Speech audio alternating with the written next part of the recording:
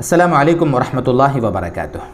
مکرم و محترم ناظرین گرامی، غسل میں عام طور پر 3 فرائض بیان کیے جاتے ہیں۔ آپ بھی جماعت میں گئے ہوں گے، وہاں بھی آپ نے سنا ہوگا، ہمارے علماء بھی اس کا مذاکرہ کرتے ہوئے یہی بتاتے ہیں کہ بھئی غسل میں 3 فرض ہیں۔ سب سے پہلا یہ بتایا جاتا ہے کہ بھئی کلی کرنا، دوسرا بتایا جاتا ہے ناک کی نرم ہڈی تک پانی پہنچانا، اور تیسرا پورے بدن پر اس طرح پانی ڈال دینا کہ کہیں بال برابر بھی جگہ سوکھی نہ رہے۔ یہ ایک سمپل سی بات ہے، نارمل سی بات ہے، اور ہم سب کو معلوم ہے۔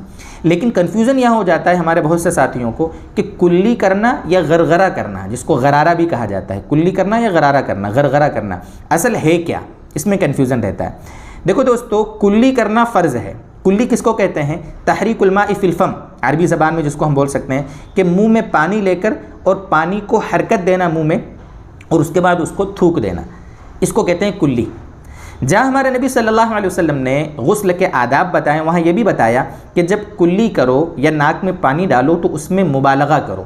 روایتوں میں الفاظ ہے بالغ فی الاستنشاق، بعض روایتوں میں بالغ فی المضمضہ، کہ ہمارے نبی نے جب کسی کو فرمایا کہ بھئی غسل کس طرح کرنا ہے تو فرمایا ناک میں پانی ڈالنے میں مبالغہ کرو، کلی کرنے میں مبالغہ کرو۔ مبالغہ کرنے کا مطلب یہ ہوتا ہے کہ منہ میں پانی اچھے سے لے کر پورے منہ میں اس کو پھیلانا، اسی کو مبالغہ کہیں گے، اور اسی کو غرغرہ کہتے ہیں۔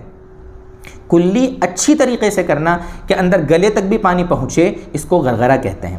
گویا آپ الفاظ میں، آسان الفاظ میں کہہ سکتے ہیں کہ اگر آپ کا روزہ نہیں ہے تو غرغرہ کرنا یعنی پورے منہ میں اچھی طرح پانی پہنچانا یہ سنت ہے، اور اگر آپ کا روزہ ہے تو آپ مبالغہ نہ کریں کلی کرنے میں، صرف کلی پر اکتفا کریں، کہ ایسا نہ ہو کہ غرغرہ کرنے میں حلق کے نیچے پانی پہنچ جائے اور ہمارا روزہ ٹوٹ جاوے۔ یہ ہے کلی اور غرارے کا مسئلہ، یعنی اچھے سے منہ صاف کرنا ہے، ناک میں اچھے سے پانی پہنچانا ہے، لیکن روزہ ہو تو اتنا اچھا نہیں کہ ناک کے راستے سے اندر دماغ میں یا گلے کے راستے سے اندر پیٹ میں، معدے میں اگر پانی پہنچ جائے گا تو روزہ ہمارا ٹوٹ جائے گا۔ یہ ہے کلی اور غرارے کا مسئلہ۔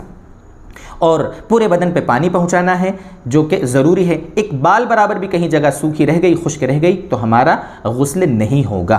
یہ ہے کلی اور غرغرے کا مسئلہ۔ اللہ تبارک و تعالی ہمیں پاکی کے سارے مسائل اچھے سے سمجھائے، عمل کی توفیق دے، تاکہ ہماری نمازیں، ہماری عبادتیں برباد ہونے سے بچ جاویں۔ وآخر دعوانا ان الحمد للہ رب العالمین۔